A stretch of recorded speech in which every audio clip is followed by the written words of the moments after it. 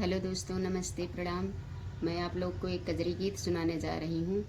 नंद भाभी के प्रति है। और क्या कहते हैं, माता जी जो जिसकी बेटी ससुराल रहती हैं त्यौहार के टाइम, अब जैसे सावन के नाग पंचमी आ रही है, तो माता जी जब फ़ोन मिलाती हैं तो गीत के माध्यम से सुनिए कैसा लगता है गीत आप सबको।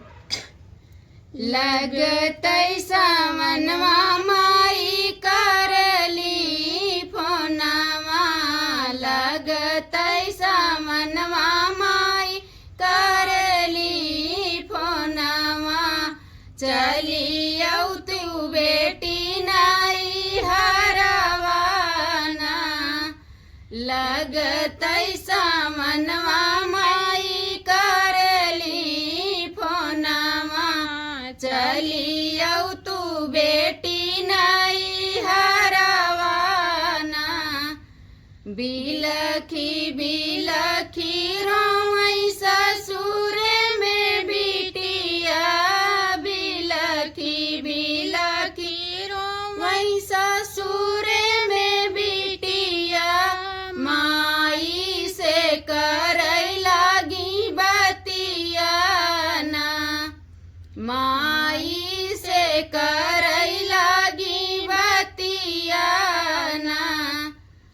बिलखी बिलखी रोई ससुरे में बिटिया, पूछई लागी माई से बतिया ना।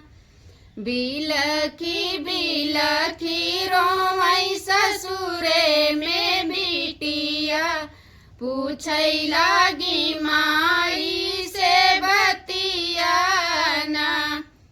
कैसे के आई माई तोहरी नगरिया, कैसे के आई माई तोहरी नगरिया, भौजी छोड़ाई दीही न तवाना, कैसे के आई माई तोहरी नगरिया, भौजी छोड़ाई दीही न तवाना। भैया भतीजा हमरे जिगर के टुकड़वा, भैया भतीजा हमरे जिगर के टुकड़वा, सबसे छोड़ाई भौजी न तवाना। भैया भतीजा हमरे जिगर के टुकड़वा, सबसे छोड़ाई भौजी न तवाना। कौने कराना माई आई नाई हरवा, दिल गवा हमारा रूठी ना। कौने कराना माई आई नाई हरवा, दिल गवा हमारा रूठी ना।